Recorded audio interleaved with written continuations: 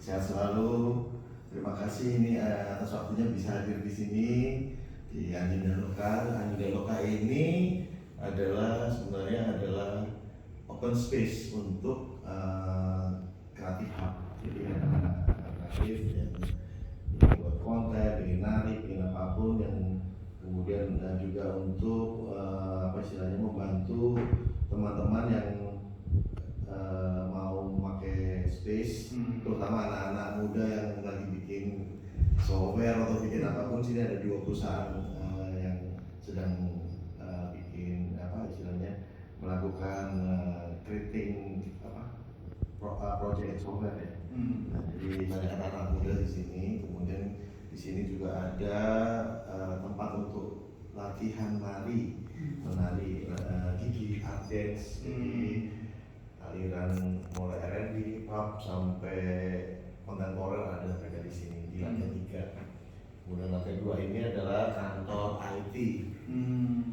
Kalau kantor IT kita bergerak di pemerintahan.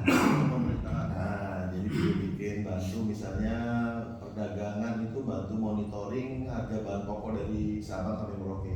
Jadi kita punya channel yang dari Sabang Merauke menginformasikan database harga-harga bahan pokok setiap hari. Sehingga dari situ kenapa di Banda Aceh cabai naik, kenapa di Jayapura turun.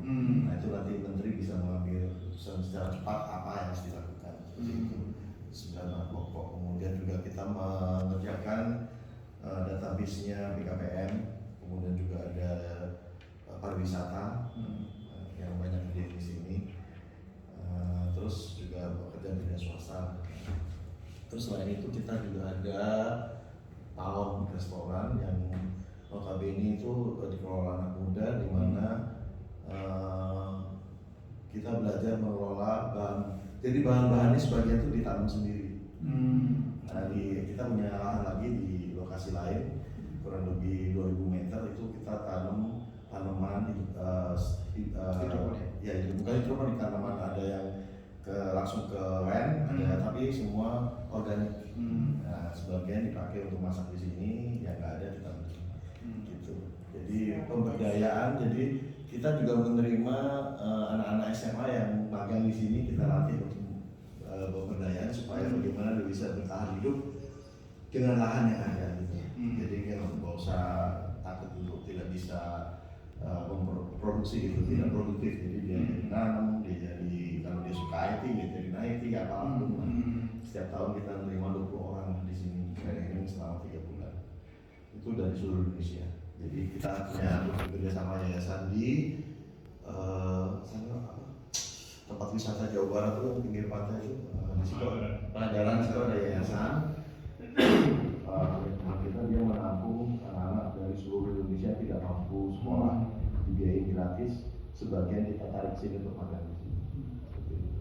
Jadi kita ajarin budaya, etika, ilmu yang mereka mau apa, misalnya tentang IT kita ajarin, nanti mau tentang tanam menanam kita ajarin tanam menanam, tentang masak memasak kita ajarin gimana, kemudian ngajarin apa lagi yang mereka bisa. Nah itu basicnya. Kemudian kita berkembang juga banyak kita mengedukasi masyarakat tentang kegiatan-kegiatan UMKM. Ya, jadi kita ada pameran kemarin, pameran herbal, kemudian ada pameran musik tradisional di sini. Jadi kita buka di sana ada studio, kita buka di lapangan itu kita pada nonton pemain musik main di sana. Kita undang. Kemudian ada pameran melukis dari bambu, macam pokoknya apapun yang sifatnya edukasi kita lakukan di sini. Memang ini rumah edukasi seperti itu. Nah sekarang saya Pak Ujang Koswara itu udah 20 tahun dengan beliau sama-sama mendirikan Yayasan Pilar Peradaban, yaitu tugas utamanya adalah pemberdayaan masyarakat, terutama orang-orang yang tidak memiliki pekerjaan dan sebagainya, untuk membuat suatu produk namanya Lima Listrik Mandiri Rakyat, di mana itu dikerjakan oleh orang-orang yang memang tidak bekerja untuk sekolah, preman ataupun orang di lembaga masyarakat kan tugas saya mencari CSR-nya, mau kok konsentrasi di pelaksanaannya sama presentasi awal ke end user itu. Tugasnya seperti itu. Kemudian berkembang, kemudian kami juga rencana buat ada beberapa pekerjaan lain, cuma waktu itu terkendala COVID kita putus stop dulu. Habis COVID ketemu lagi, ternyata udah banyak pengembangan dari usahanya dari usaha Kang Ujang, ada bisa, ada macam-macam lah. Ada lagi ini Lumbung Indonesia membawa UMKM, kemudian Bu Lina. Ini harus selama ini kemana aja salesnya saya bilang gitu. Lalu masuk pesantren sama ke ke pasar umum ada tapi nggak masif katanya. Iya, betul. Kerjain orangnya cuma sedikit, oke. Kalau gitu, tapi saya sebenarnya bukan menolak. Saya bilang, saya udah mau fokus di program saya yang ngobrol itu kan, tapi karena Prof kok nelpon terus tiap malam. Kayaknya lu yang cocok deh ngerjain, gue nggak bisa deh ngerjain kayak gitu katanya. Wah nggak ngerti saya marketing itu nggak ngerti, aku suruh ngomong bisa katanya, tapi marketing itu nggak ngerti. Terus saya juga saya buatlah satu program proposal saya ajukan ke Mbak Dina. Oh kita kerjain gini. Tadinya saya pikir saya hanya sebagian part dari Lumbung Indonesia, bukan masuk dari Lumbung Indonesia, tapi ternyata diundang masuk. Jadi jangan setengah-setengah. Kakak pun udah jadi dia pikir Lumbung Indonesia. Biar merasa memiliki, kalau itu kan sekolah jadi Pak Sakor gitu apa. Iya. Masuk. Akhirnya saya undang lain yang itu ada Mas. Jangan nanggung kalau baik tuh. Iya. Di digital marketing, jadi kita berkolaborasi. Jadi prinsip kami siap menjadi mitranya Lumbung, mitra lah. Kita sama-sama mulai dari nol. Amin. Karena kalau semuanya jadi kalau mulai dari nol tuh perjuangannya enak gitu loh. Ceritanya ada gitu loh. Amin. Iya, kalau satu udah susah nyaplok gitu kan asik gitu kan. Dari nol, dari minus. Iya. Dari minus. Apalagi dari minus gimana caranya from nothing become something. Apalagi ini produk udah bukan produk yang istilahnya baru lahir kemarin ya. Saya kan menganalisa dan berarti tim yang mereka mempunyai formulasi yang bagus, dan produk ini juga udah jalan 5 tahun ya Teh ya. Iya betul. 5 tahun ya. Oh iya. Kita coba nanti kembangkan. Kalau kakaknya mah udah lama. Nanti mau coba kembangkan dengan kekuatan link yang kita punya. Kebetulan adik saya adalah staf ahli menteri waktu itu, Bu Mari Pangestu. Beliau kemana-mana, adik saya ikut jadi ke World Bank, World Bank. Sekarang Mas Butari grup Yayasan Gajah Tunggal, MAP, ikut di MAP. Jadi memang istilahnya tangan kanan tawarannya ke presiden pasti adik saya kerjain. Waktu dari Menteri Pariwisata adik saya juga kerjain laporan ke presiden. Saya sebenarnya tadinya di Adikarya Pak, di edisi, di energi saya, jadi link saya itu Pertamina dan PLN. Cuma karena kemarin kita bingung kan di Adikarya untuk yang ekspatriat dana yang ada, saya bikin aplikasi koperasi digital Pak. Jadi yang pakai sekarang adalah PLN. Jadi koperasi itu otomatis akan punya member 23.000, baru launching Januari kemarin. Jadi sekarang tahap perpindahan dari perpindahan dari manual ke digital, prosesnya. Ya kira-kira sebulan lagi ya selesai. Sambil nunggu RAT-nya selesai kan, kalau RAT kan tentuin suku bunga pinjaman dan sebagainya. Jadi saya nggak nanti saya bikinkan interface untuk produk-produk ini bisa masuk di dalam aplikasi saya. Iya. Gitu. Nanti produk-produk ini UMKM nanti kita setting dulu aplikasi e-commerce-nya, baru kita interface ke koperasi, kan udah langsung 100.000 orang di dalam koperasi. Bisa jadi reseller kan, bisa agent, bisa beli. Amin. 10% aja dia orang belanja. 2.300. Masya Allah. Selama listrik masih ada, PLN masih ada. Itu baru PLN belum petani. Waduh. Di PLN untuk yang transmisi itu hampir 27.000. Allah. Yang bisa kami sampaikan. Amin. Kami sekarang juga lagi bikin bisnis plan-nya Pak, terkait dengan rencana mau istilahnya go digital ya. Kalau go digital kan siapapun akses ya. Kalau kita nggak siap dengan bisnis plan-nya, dengan stok, dengan macam-macamnya, inventory dan sebagainya, modal dan sebagainya akan jadi berantakan. Betul. Nah, gitu. Jadi kita dalam proses itu, saya juga rencananya malam ini akan menyelesaikan bisnis plan dengan beliau-beliau ini, uji kita sendiri. Jadi kali-kali mengerjakan bos lah ya. Mulai bikin pameran offline di sini, kita akan sebar lewat medsos kita, lewat ya dengan beliau-beliau juga, teman juga. Oh di sini ya? Di sini nanti kita ada pameran offline produk kita, kemudian ada Yogen, ada musik juga yang musik, terus ada Yo Ngobrol itu nanti ada yang konsultasi untuk karakter orang. Terus saya cocok aja di pegawai negeri atau pegawai itu ada kita ada Yo Ngobrol namanya. Jadi biar rame lah. Terus kemudian kita ada nanti spesial dan sebagainya. Kita atur biar gimana. Kayak job hunter gitu ya? Iya, jadi nanti yang datang itu bukan kita harapkan bukan pembeli, tapi adalah calon partner kita sebagai agent dan reseller. Iya. Ya, gitu. Karena nanti pembelian semua kan udah lewat media digital kan. Iya. Kita targetnya sih ingin punya aplikasi sendiri ya untuk berbaris ini. Jadi mereka order udah via gadget aja, nggak perlu lagi rumit. Gitu. Ya sekian mungkin dari saya. Mungkin bisa perkenalkan, mungkin kalau mau ada presentasi bisa connect ke Google Cast di sini, bisa langsung. Baik, alhamdulillah, terima kasih Ajung. Nama asli beliau Cokorda Raka, yang mungkin kalau di Bali ya levelnya bukan level biasa lah ya. Kalau di apa yang saya bilang tadi bercanda ke kakak, kalau dibelah tuh mungkin darahnya biru atau pelangi ya, ungu karena di atasnya lagi biru. Ini beliau rajanya di salah satu raja di Bali dan alhamdulillah. Gianyar ya. Jadi Ya. Wakil gubernur itu saya di Bali. Makanya nanti target pengembangannya ya Di Bali. Masuk di dalam Bali luar biasa Pak. Iya, cocok sudah makanya. Iya.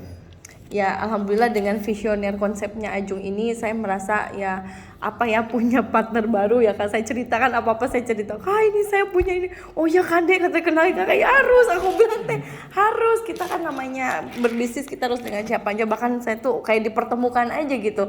Segala sesuatunya, bahkan kayak visi misi awal kita ya dari kebaikan, pastinya berujung kebaikan. Saya bilang Ajung mau apa lagi? Mungkin buat Ajung mungkin nggak ya nominal ya berapa lah ya, mungkin kecil. Tapi jangan dilihat gitu, Ajung ini banyak yang kita akan bantu dan tolong. Masalahnya orang belum tahu, harus diedukasi masalah skincare. Ini bukan masalah harus jualannya, tapi banyak sekali pesan di antara itu. Saya bilang oke, katanya produk Indonesia ini harus go internasional katanya. Oke, gitu cocok sudah, saya bilang.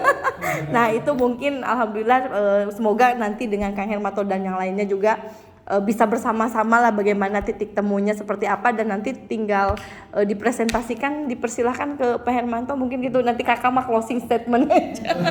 menyimak dulu. Silahkan Kang Hermanto atau siapa Bapak. Oke, baik. Perkenalkan, nama saya Alexander Sumbarubu. Ya. Biasa dipanggil Alex. Ya Pak Alex. Jadi teman-teman pada biasanya itu panggil saya Alex. Nah, saya kenal dengan beliau berdua ini 6 bulan ya. Tapi matching sudah. Alhamdulillah. Jadi Pak Hermanto ini saya kagum karena ada sesuatu yang menurut saya spesial. Dengan cerita beliau yang saya kenal dari beliau sendiri, membuat saya ingin berkolaborasi dengan beliau.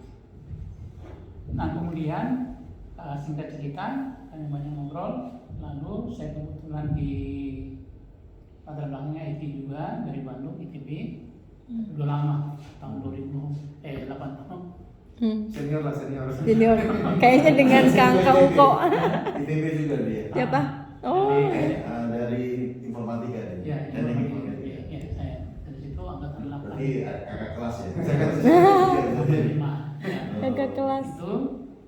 Lalu saya sempat punya perusahaan di PT Info di Surakarta untuk training dari ribuan orang IT. Lalu 2001 ada teman saya itu salah satu lulusan terbaik di Politeknik CCTB. Dia tawarin modal level. Saya bilang, ini orang anti modal level kok mau gitu loh. Ya udah, lu masuk, gue masuk. Tapi sekarang justru dia sudah nggak lagi gitu. Justru saya lihat dari situlah perkenalan saya modal level, Pak. Ternyata modal level ini kalau disikapi dengan baik, kalau diperlakukan dengan baik, dan kalau dikerjakan dengan cara-cara yang benar, itu bisa membuat orang biasa menjadi luar biasa. Seperti yang tidak butuh modal besar. Tinggal bagaimana sistemnya itu, perusahaannya itu, produknya itu, dan kemudian pembagian hasilnya itu bagus. Kalau itu bagus, 4 minimal, itu akan berjalan dengan baik. Nah sekarang karena kita di era digital, maka mau tidak mau ada satu item lagi, harus ada masuk digital marketing. Nah itu yang coba kita garap. Nah mengenai produk kan Bu Dokter kita udah ketemu, udah oke lah, 5 tahun udah merem juga, udah percaya lah ya. Percaya gitu. Satu produknya sudah oke. Nah sekarang tinggal company yang mau di develop. Company itu salah satu kriterianya ya, dari 5 kriteria itu company itu harus yang pertama ownernya harus jelas, jadi tidak boleh anonymous. Seperti itu. Jadi pendanaan awalnya cukup kuat supaya ketika ini berjalan itu tidak ada kendala, dan orang-orang di dalam itu adalah orang-orang yang amanah, ya. Jadi dapat dipercaya, itu company-nya. Yang kedua produknya berbicara di lapangan. Nah itu produk dokter ya Bunda udah tidak perlu diragukan lagi, karena ternyata 5 tahun ya kemudian udah melanglang buana. Ya kemudian pembagian hasil ini atau harus win-win, tidak boleh win loss atau loss win. Sebab kalau win loss atau loss win pasti tidak lama itu akan bubar. Dan keempat itu harus ada support system. Support system ini semacam sekolah bisnis, karena di perusahaan atau marketing dimanapun di seluruh dunia, kalau tidak ada support system, dia akan lihat cutting price lah, segala macam, babat leader, sepertinya harus ada support system. Nah karena kita di era digital, apalagi dengan perkembangan dunia digital Indonesia saat ini, saya ingat sebelum pandemi itu pengakses internet kalau tidak salah ya, dari salah satu situs yang terpercaya dikatakan itu 131.000 pengakses internet. Facebook 151 juta ya. Kemudian pengakses Facebook itu sekitar 76 atau 79 saya lupa. Sebelum pandemi. Setelah pandemi, data terakhir pada bulan Juni 2022 pengakses internet 211 juta, yang dengan sekarang 215 juta pengakses internet. Sedangkan untuk Facebook itu sudah tembus 200 juta. Artinya apa? Indonesia ini merupakan salah satu bangsa terbesar dunia untuk digital. Jadi lebih dari 77% orang Indonesia itu ada di digital, di internet. Nah itu sebuah bangsa yang sangat besar. Ya kita tahu kalau kita lihat di banyak anak-anak milenial yang tiba-tiba kaya raya gitu, padahal di rumah. Itu. Nah sekarang timbul pemikiran begini. Kalau di digital marketing itu ada istilahnya passive income. Tapi kalau dalam pengertian yang sebenarnya passive income terlalu mau dikatakan pasif enggak juga gitu, karena dia harus selalu enhance, selalu boleh dikatakan digital marketing hampir setiap minggu berubah, tergantung dari perubahan teknologi. Apalagi sekarang kan ada AI, ya, ada ChatGPT, ada perkembangan artificial intelligence yang sangat masif, ya, sampai Elon Musk mengatakan tolong dipending dulu, sebab kalau tidak bisa mesin menguasai kita gitu. Saya setuju kalau tidak ada aturan gitu. Sekarang kan lagi diupayakan. Nah, dengan adanya dunia digital kita, maka timbullah pemikiran saya bicara sama beliau, Pak. Sejak 2006 saya terjun di digital marketing itu kalau dikombinkan dengan network marketing itulah the true passive income. Karena kalau network marketing memang kita ini ya, ketika kita bangun tidak semudah membalikan telapak tangan. Orang yang leader di situ dia harus tahan banting, ditolak, ngomongin yang nggak benar gitu. Kalau dia konsis, dia melakukan bisnis ini dengan cara yang baik, dengan cara yang sesuai dengan pengalaman orang-orang yang sudah membangun seperti Amway punya, itu kan gila betul itu, ya besar sekali. Awalnya kecil. Kalau mereka ikut cara-cara yang seperti itu akan tetap bertahan.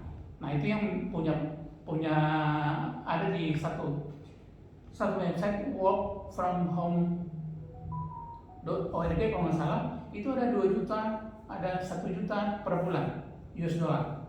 Sempat 2 tahun yang lalu 4 juta US dollar per bulan. Dan saya rasa banyak yang tidak masuk ke situ. Ya, seperti itu. Nah, saya bilang kalau dunia digital marketing dikawinkan dengan network marketing itu true passive income. Tinggal bagaimana kita mengawinkan hal tersebut. Yang intinya kalau di network marketing itu kesusahannya gini, Pak.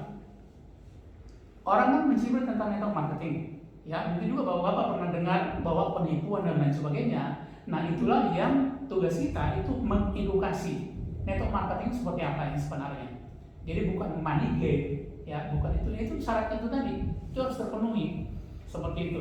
Jadi bukan produk A harganya sekian di upgrade, enggak. Tapi itu biasanya nilai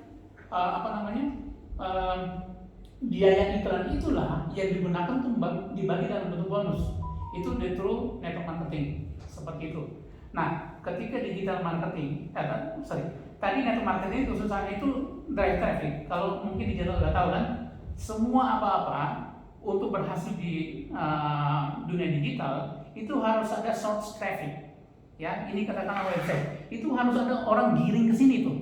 Supaya di sini nanti itu akan ditangkap lead-nya, kemudian di follow up, diedukasi sehingga ketika sudah teredukasi dengan baik, dia join, dia betul-betul masuk karena dia teredukasi dengan baik. Nah, itu masalah kita itu di situ. Kalau untuk sistem di sini kita bisa buat, ya. Untuk e-commerce-nya, untuk ya, tinggal ininya yang kita mau pakai TikTok kan, mau pakai apa segala macam. Itu yang kami sekarang buat. Ya. Jadi tadi ada di dalam tadi, berarti pengalamannya udah mantap itu. tinggal bagaimana. Oh ya, satu lagi tambahan, Pak. Yeah. Dari World Federation Direct Selling Association, ya, 2022 kalau nggak salah atau 2021, itu ada data. Nanti mungkin Pak Hermanto bisa kalau mau dipresentasikan. Itu ternyata anak generasi Z itu 9% dari total 177 juta pemain network marketing dunia, anak generasi Z. Dan kemudian 21% dari 177 sekian juta pemain network marketing itu milenial. Artinya ada 30% itu yang menjadi pengusaha kita, yang notabene mereka bisa ratakan Indonesia dalam hitungan 1 tahun 2 tahun. Ya, kalau pakai cara dinosaurus, kita agak besar ya, konvensional, itu butuh 3, 4, 5 tahun gitu, baru masuk seluruh Indonesia. Tapi dengan adanya digital, ya, yang penting buat dana, ya, tentunya untuk beriklan itu kan tidak semudah membalikan telapak tangan. Ada namanya trial and error. Dicoba ini bagus, oke, itu kita terus kita scale up gitu, ya, seperti itu. Nah, itu yang kita butuh, yang saya sangat exciting kalau ketemu dengan Bapak ya. Ajung. Udah ya. Pak ya. Semua itu. Jadi rasanya sih impian saya yang sempat terlubur. Kayaknya bisa. Oh gitu. Bisa bersinergi ya. Iya. Kolaborasi ya. Jadi banyak orang kita bisa tolong Mbak dengan modal tidak terlalu banyak. Ya itu. Kehebatan network marketing itu kan ketika kita ingin punya income puluhan juta sebulan, ratusan juta sebulan, modalnya sedikit. Yang penting you ikut sistem. Kalau nggak ikut sistem, ya udah, ya tidak akan bisa. Nah itulah